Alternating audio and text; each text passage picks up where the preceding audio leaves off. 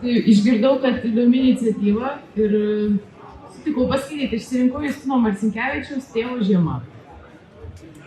Iš aukštųjų mano tėvo medžių jau seniai išskrido visi paukščiai. Ir dabar į juodas jų šakas visą žiemą krinta šaltos žvaigždės. Ilsisi seni laukų padargai, arklas, dalgis, rankos yra kiečios. Rodos, kad jau nebėra kur eiti, rodos, kad jau nebėra kuo stebėtis.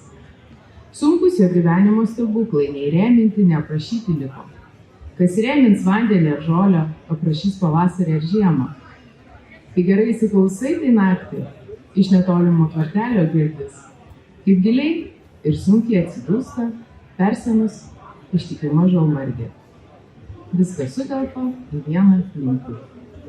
Viskas. Ačiū.